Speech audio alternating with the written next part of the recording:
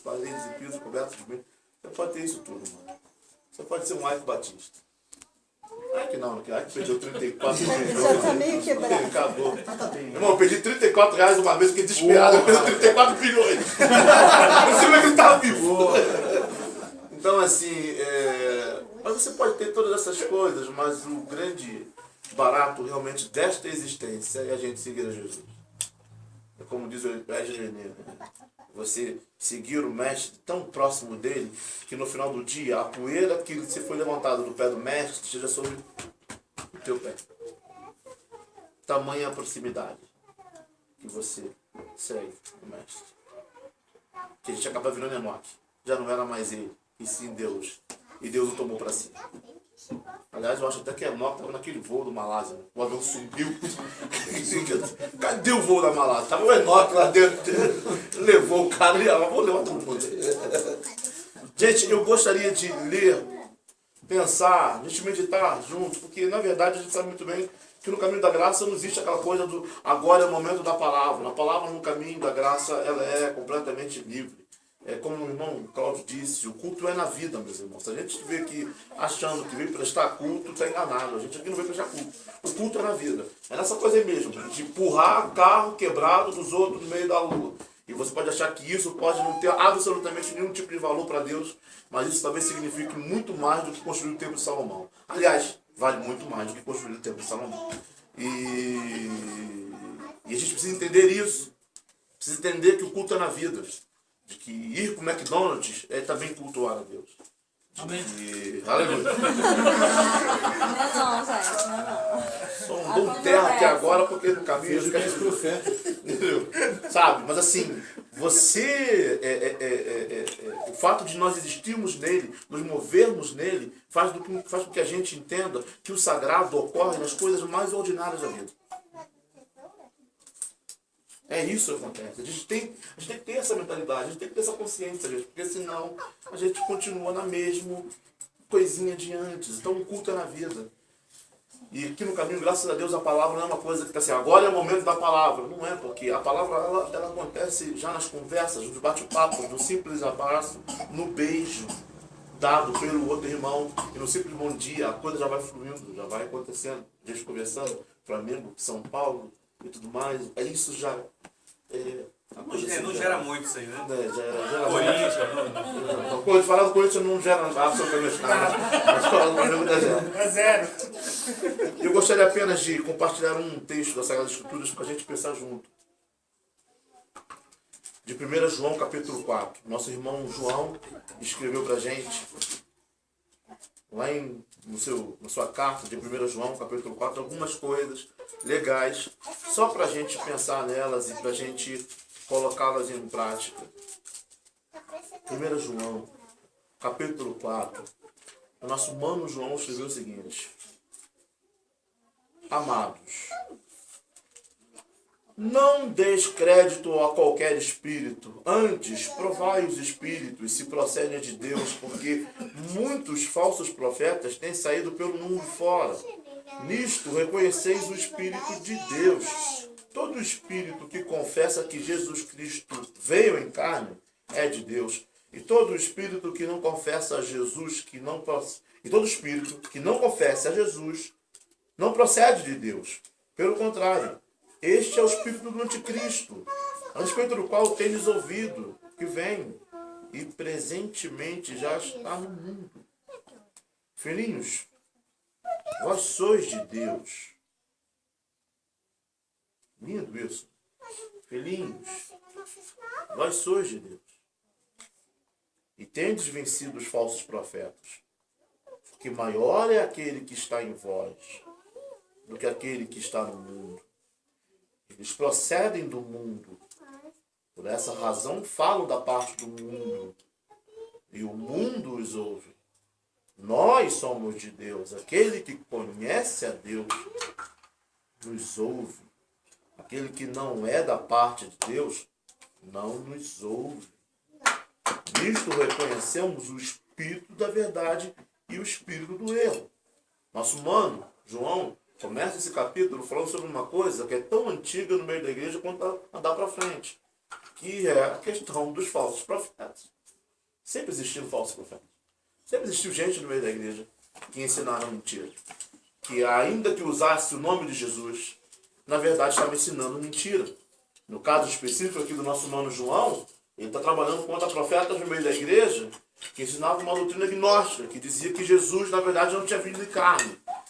Que por eles acreditarem que na carne, no corpo físico, que a matéria continha o pecado, então Jesus ele jamais poderia ter vindo em carne, porque sendo ele Deus, ele não poderia estar em carne.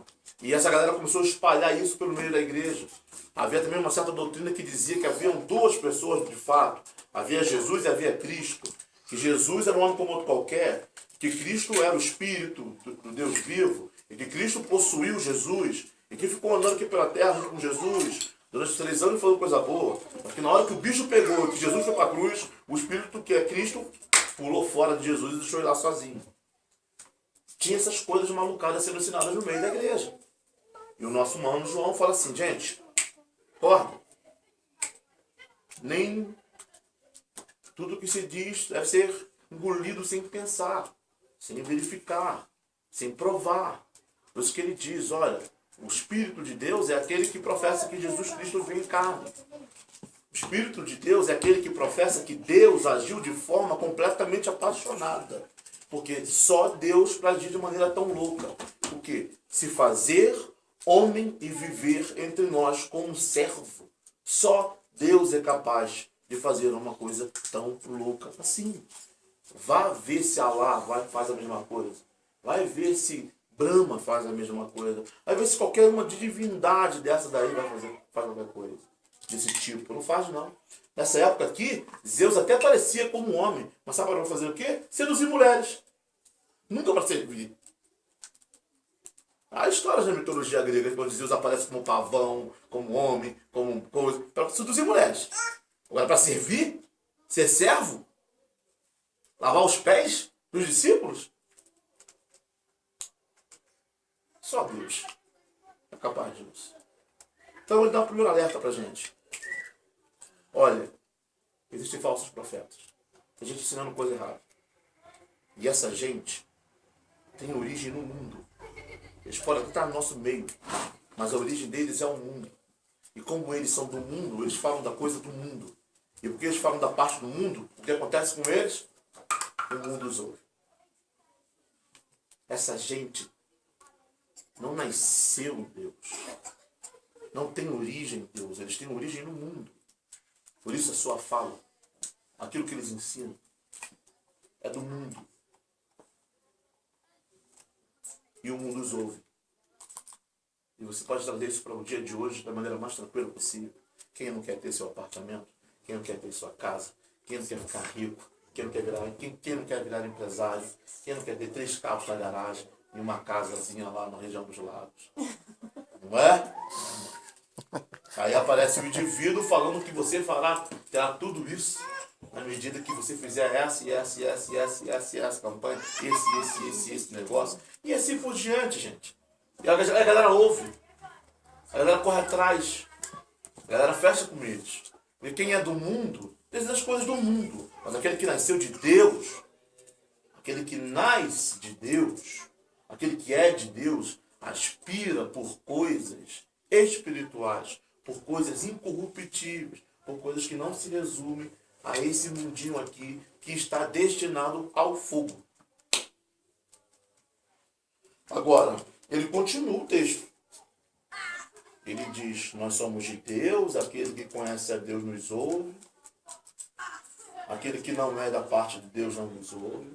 Nisto reconhecemos o Espírito da verdade e o Espírito do erro. E aí você pergunta, mas como assim? Só nós somos de Deus. Como é que eu sei que eu sou de Deus? Como é que eu sei que eu sou de Deus? Nosso humano continua escrevendo e vai explicando para a gente. Amados, amemo-nos uns aos outros, porque o amor procede de Deus, e todo aquele que ama é nascido de Deus e conhece a Deus. Aquele que ama é nascido de Deus. Então, como é que você se sabe nascido de Deus? Na medida que você ama. Mas é uma coisa, você precisa entender, que amor para João não é aquela coisinha bonitinha do Nicholas Park, meu querido John, nem aquela coisinha cuticute do John Green, a culpa é da Street. Amor para João tem rosto, tem cheiro, tem cara. Amor para João é Jesus. Amor para João é Jesus lavando os pés de Judas Iscariotes, sabendo que Judas está roubando ele há 3 anos consecutivos. 3 anos está lá Judas roubando a Jesus, e Jesus sabe disso. Mas Jesus vai lá no dia da Páscoa e lava os pés dele, com toda a paixão, com todo o amor que só Jesus pode ter. Jesus está lavando os pés do homem que ele sabe nitidamente que vai trair daqui a 15 minutos. Mas Jesus não está nem aí. Ele se despe, se ajoelha, pega uma bacia e lava os pés de Jesus. Então o amor para João não é aquela coisa hollywoodiana de uma linda mulher. Amor para João não é uma coisa ideológica, não é conceitual. Amor não é o que a gente fala. Amor é o que a gente faz. A maior prova disso é que Deus, e ele vai dizer isso lá na frente, aquele que não ama não conhece a Deus, pois Deus é amor. Nisto se manifestou o amor de Deus em nós, em haver Deus enviado o seu Filho unigênito ao mundo para vivermos por meio dele. Aquele que ama, de fato, ama amando, ama fazendo alguma coisa, ama fazendo algo. Na maioria das vezes é dando, se dando. Não existe a possibilidade de você dizer eu amo e continuar no mesmo lugar que você está, preocupado com o seu umbigozinho, preocupado com a sua vidinha. Aquele que ama faz como Deus, de João 3,16. Porque Deus amou o mundo de tal maneira que deu. Quem ama automaticamente sai da situação estática e passa para uma atitude, passa para um comportamento, passa a fazer alguma coisa em prol do outro. Deus é amor, não é porque é um conceito. Deus é amor porque ele deu seu Filho unigênito. Ele deu tudo o que ele tinha. Se Deus fosse amor, mas não tivesse enviado Jesus, essa história era conversa fiada. Pura conversa fiada. Ah, Deus é amor. Ele fez o que pela gente? Absolutamente nada. Não, então não é nada. Conversa fiada.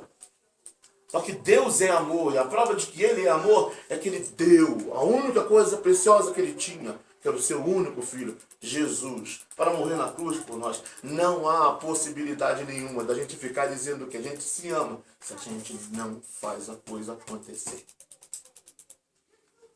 Desde empurrar carro, até meter a mão no bolso, para tudo que a gente tem.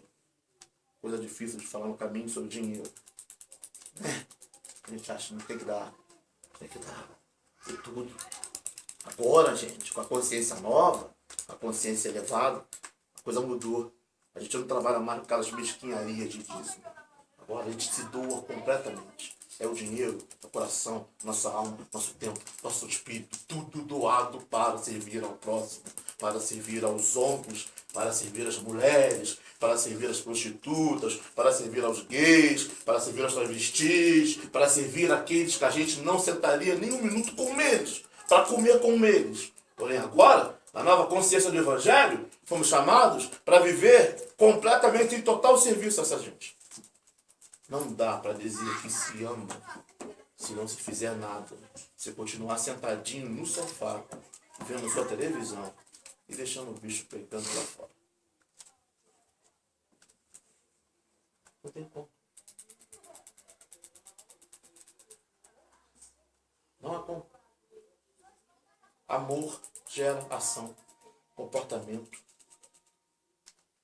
atitude, hábito. E ele continua no textozinho, muito bonito que ele escreve. Nisto consiste o amor, não em que nós tenhamos amado a Deus, mas em que ele nos amou e enviou o seu Filho como propiciação pelos nossos pecados. Amados, se Deus de tal maneira nos amou, devemos nós também amar uns aos outros. Ele começa dizendo que essa questão do amor, primeiramente, não é uma questão que começa em você. Você não é essa gente tão bonitinha, maravilhosa, que você pensa que é. Só porque você trabalha, você ganha seu salário, usa perfume da Natura, e de vez em quando faz alguma boa açãozinha por aí. Você não é essa pessoa maravilhosa que você é. Na verdade, esse amor que nos leva a agir da maneira como a gente age, como a gente deve agir, ele nasce em Deus. Ele é gerado em Deus. A gente só consegue agir dessa maneira porque é Ele quem opera tanto o querer quanto o efetuar. Por isso é necessário que a gente, que é nascido de Deus, esteja ligado a Ele, para que esse amor possa nos constranger a andar, a se mover em direção ao outro, ao próximo, sem crise, sem medo, sem armadura, do peito aberto. Há de receber o outro na nossa vida, porque espiritualidade é isso. É mais do que receber o outro em casa, é receber o outro desconhecido na nossa vida e permitir que este outro desconhecido seja quem ele quiser na nossa vida, na história da nossa vida. Então esse amor não é uma coisa que nasce em nós, não é porque nós somos bonitinhos, gentezinho, inteligentezinho, mas é porque é dele, é gerado nele. Aí essas discussões sobre se perde ou não a salvação caem completamente em desuso, porque na verdade tudo provém dele, meu filho. Você não perde aquilo que você nunca teve. Você não perde aquilo que foi te dado, foi doado, foi te dado. Porque você nunca mereceu tal coisa. Nenhum de nós nunca mereceu absolutamente tal coisa. A gente só recebeu isso porque ele quis dar. E ele só deu por amor. Então, se você acha que pode perder ou não algo que você recebeu de presente, sem merecer absolutamente nada, é porque você se acha o máximo. Você não era nem digno disso. E ele nos chama a, sendo nós alcançados por Deus e tendo em nós Deus, a fonte desse amor, ele nos incita o quê? A gente amar como ele nos amou. Ou seja, não gostar, não é uma paixãozinha. Não é aquele embrulhozinho no estômago. Não é aquela coisa. Ai, meu cachorrinho caçou com o teu. Meu anjo da guarda fechou com o teu anjo da guarda. Não, não é isso. A proposta de amor de João para nós é que a gente ame no mesmo nível, com a mesma profundidade, com a mesma altura, com o mesmo comprimento com que Deus nos ama. Aí você vai dizer, mas isso é impossível. Aí eu digo, mas os impossíveis dos homens são possíveis para Deus. Nosso chamado não é simplesmente amar, é amar como Deus amou. A gente tem um padrão de amor, e o padrão de amor que a gente é chamado a amar é o amor de Deus. E ele continua dizendo, ninguém jamais viu a Deus. Se amarmos uns aos outros, Deus permanece em nós e o seu amor é em nós aperfeiçoado. Daí por diante, ele vai começar a repetir algumas palavras. Para mim, eu acho que João está pensando em João 15, quando ele escreve sobre a videira, quando ele está falando de Jesus, e Jesus está falando sobre a videira. Aquele que permanecer em mim, pedirá o que quiseres e será atendido. Você não pode dar fruto se você não permanecer em mim. João vai começar a repetir essa palavra permanecer. Você vai ver aqui, como é que ele repete. Nisto conhecemos que permanecemos nele e ele em nós, em que nos deu do seu Espírito. É a segunda vez que ele fala sobre permanecer. E nós temos visto e testemunhamos que o Pai enviou o seu Filho como Salvador do mundo. Aquele que confessar que Jesus é o Filho de Deus, Deus permanece nele. É a terceira vez nesse capítulo que ele repete a palavra permanecer. E ele em Deus. E nós conhecemos e cremos no amor que Deus tem por nós. Deus é amor. E aquele que permanece, mais uma vez, quarta vez ele repete, no amor, permanece em Deus. É a quinta vez que ele diz isso. E Deus nele. Nisto é em nós aperfeiçoado o amor, para que no dia do juízo mantenhamos confiança. Pois segundo ele é, também nós somos neste mundo. Por 5 vezes ele repete a palavra permanecer. Permanecer em Deus. E Deus permanecer em nós. Eu permaneço em Deus e Deus permanece em nós. E como é que eu permaneço em Deus e Deus permanece em nós? Primeiro, ninguém jamais viu a Deus. Se amarmos uns aos outros, Deus permanece em nós. Eu permaneço em Deus e Deus permanece em mim à medida que eu amo o meu próximo. Eu permaneço em Deus e Deus permanece em mim, na medida que nisto conhecemos que permanecemos nele e ele em nós, é que nos deu do seu Espírito. Na medida que eu tenho o Espírito Santo de Deus dentro de mim. Na medida que eu recebo o Espírito Santo de Deus. Na medida que, como Maria recebeu o Espírito Santo e o Espírito Santo gerou nela a vida de Cristo e ela foi engravidada de Jesus, a mesma coisa acontece conosco. Desce sobre nós o poder do Altíssimo, o Espírito Santo vem sobre nós e em nós ele começa a gerar a vida de Cristo e a gente sai pelo mundo afora engravidado de Jesus. A gente sai do mundo afora com a vida de Cristo sendo gerada em nós. Só assim, meus irmãos, tendo o Espírito de Deus em nós, gerando em nós a vida de Cristo, é que nós podemos produzir o quê? O fruto do Espírito. Amor, alegria, paz, benignidade, bondade, fidelidade, mansidão, longanimidade, que é paciência, né? Paciência, tu sabe. E domínio próprio. Que não é autodomínio, é domínio do alto. Não é domínio, não é autodomínio com U, é domínio do alto com L. É ele tomando, dominando, controlando você. Para eu permanecer em Deus e Deus permanecer em mim, eu preciso amar o meu próximo. Para Deus permanecer em mim e eu permanecer em Deus, eu preciso ter o Espírito Santo de Deus dentro de mim, gerando a vida de Cristo. Para eu permanecer em Deus e Deus permanecer em mim, eu preciso, aquele que confessar que Jesus é o Filho de Deus, eu preciso confessar que Jesus é o Senhor e Salvador da minha vida.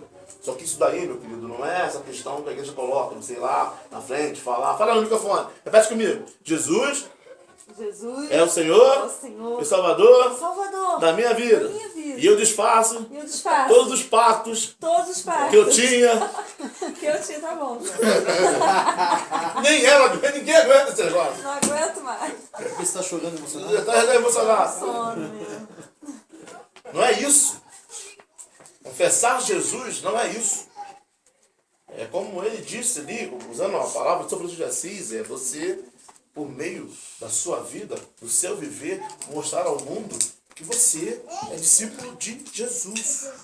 O discípulo de Jesus é discípulo de Jesus porque ele sabe que Jesus é o Senhor e Salvador da sua vida. Isso precisa ser algo que tem que ser o fundamento da sua fé, o fundamento da sua vida, o fundamento do seu espírito, o fundamento da sua alma. Se isso não for, meu irmão, o fundamento da sua vida, meu irmão, a casa que você construir é igual aquela historinha.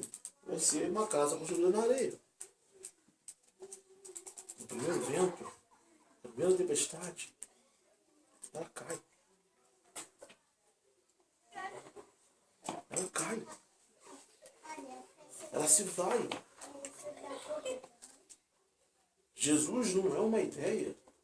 Jesus não tem que ser uma pessoa longe de você. Jesus não tem que ser uma tradição que você recebeu dos seus pais. Ah, meu pai e minha mãe são crentes, eu vou na igreja desde que eu sou pequeno. O que é Jesus? Jesus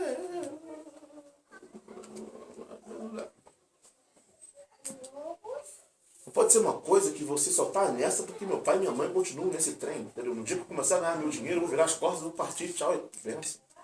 Jesus, antes de mais nada, precisa ser Deus para você. Precisa ser o Salvador, isso precisa ser uma realidade na sua vida. Ser o Salvador pessoal, seu amigo íntimo. E ele diz que nós conhecemos e cremos no amor que Deus tem por nós. Deus é amor e aquele que permanece no amor permanece em Deus e Deus nele. Ou seja, eu permaneço em Deus no momento em que eu conheço o amor dele por mim e creio no amor dele por mim. Não é simplesmente uma fala, não é simplesmente uma canção. É eu andar nessa vida crendo e sabendo que eu sou amado por Deus. Eu permaneço nele e ele permanece em mim. Na medida que eu creio que sou amado por ele. de forma imutável. De que eu vou andando na minha vida e nas coisas mais pequenininhas eu vou conhecendo o amor dele por mim. E quanto mais eu conheço, mais eu gosto. Quanto mais eu gosto, mais eu confio nele. E quanto mais eu confio nele, mais eu vou conhecendo. Mais eu vou crendo. E quanto mais eu vou crendo, mais eu vou conhecendo. E quanto mais eu vou conhecendo, mais eu vou gostando. E quanto mais eu vou gostando, mais eu vou confiando. E quanto mais eu vou confiando, mais eu vou crendo. E assim sucessivamente. E para terminar o capítulo, ele diz uma coisa. No amor não existe medo. Antes do perfeito amor, lança fora o medo. Ora, o medo produz tormento. Logo, aquele que teme não é aperfeiçoado no amor. Nós amamos porque ele nos amou primeiro. João repete de novo isso, para deixar a coisa bastante clara. A coisa começa nele, é gerada nele. Se alguém disser ama a Deus e odiar a seu irmão, é mentiroso. Pois aquele que não ama seu irmão, a quem não vê, não pode amar a Deus a quem não vê. Ora, temos da parte dele este mandamento, que aquele que ama a Deus ame também o seu irmão. Então, duas coisinhas finais. É que ele diz que o amor que há em nós, ele precisa ser aperfeiçoado até o dia do juízo. A coisa não vem pronta, gente. A coisa não vem no pacote. Sedex, chegou para você. Fica isso aqui, o amor de Deus. Pronto, feito, legal, bonitinho. Você pega, bota aqui dentro, ele cachorro, acabou. É necessário que sejamos aperfeiçoados no amor até o dia do juízo. Porque haverá um dia do juízo, onde teremos que responder diante dele. Ele fala duas vezes sobre ser aperfeiçoados no amor. Mas também diz que a única maneira que existe para nós não sermos aperfeiçoados no amor é se a gente ter medo. Porque o medo impede que nós sejamos aperfeiçoados no amor. Porque tem uma coisa sobre o amor que a gente precisa saber. Que o amor não vai livrar a gente das traições. Não livrou Jesus, por que ele livrar a gente? O amor não vai livrar a gente dos sofrimentos. O amor não vai livrar a gente dos desprezos. O amor não vai livrar a gente das loucuras que fazem com a gente. O amor não vai livrar a gente dos enganos. O amor não vai livrar a gente das mentiras que o outro conta pra gente. A gente acredita, compra o barulho quando vê, não é nada. O amor não vai livrar a gente de muita coisa. Se você não quer ficar ferido, se você não quer ser ferido, se você quer passar por essa vida incólume, se você tem medo de ser ferido, se você tem medo de ser traído, se você tem medo de ser aceito, se você tem medo, então você nunca será aperfeiçoado no amor. Para amar é necessário coragem, porque para amar é necessário se fazer isso sem armadura, de peito aberto.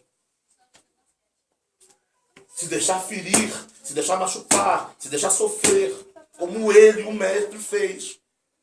Porque ele poderia ter chamado uma legião de anjos para salvá-lo naquele momento, mas ele tomou todas as bofetadas. Ele tomou todas as cusparadas. Ele tomou todas as porradas que tinha que tomar. Colocaram uma coroa de espinhos nele. O expuseram de maneira horrível lá na cruz. Mas ele não fez absolutamente nada.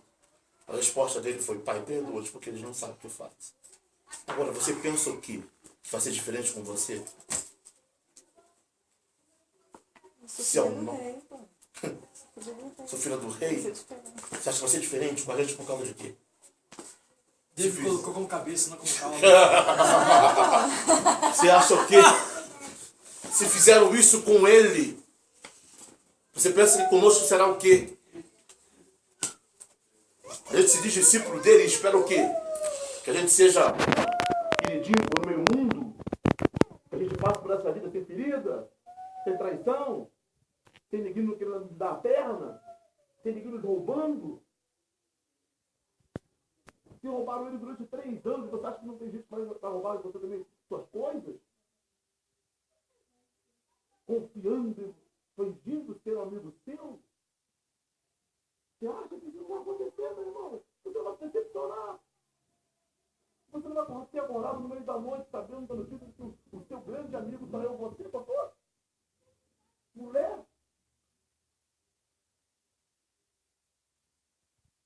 E as coisas não vão acontecer. Não nos chama a sermos aperfeiçoados no amor. Jesus diz a Deus que foi aperfeiçoado pelo meio do sofrimento. Então, meu irmão, se você é discípulo de Jesus, não pense em você que foi sofrido.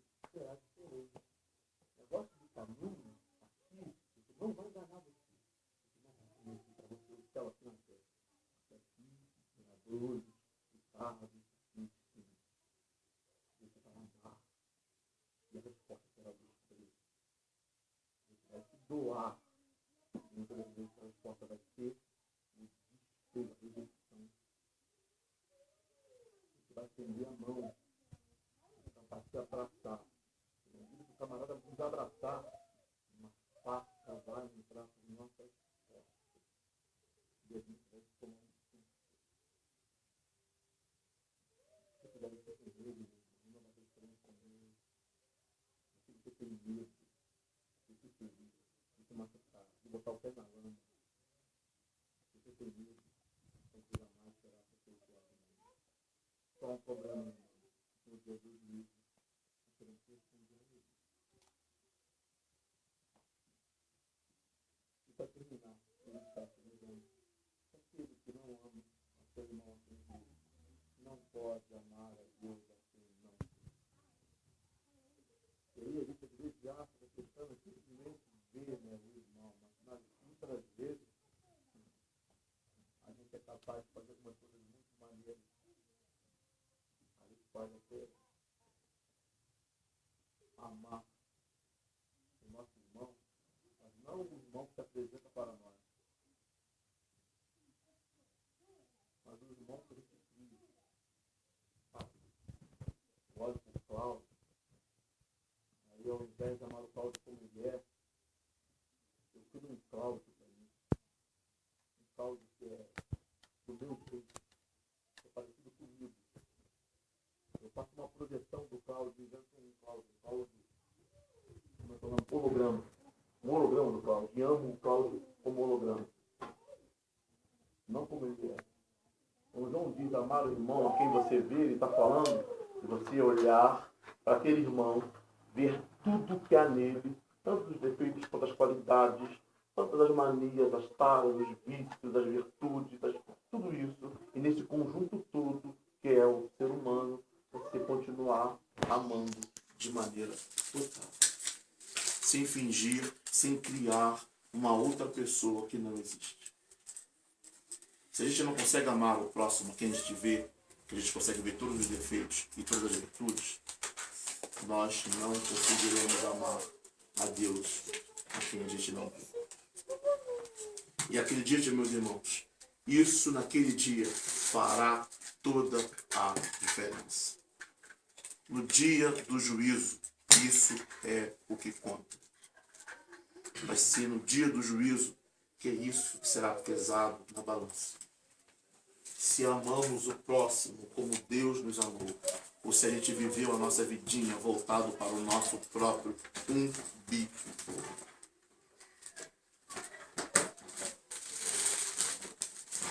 Todo aquele que tem medo não será aperfeiçoado no amor. Mas aquele que possui o perfeito amor de Deus, esse não tem medo.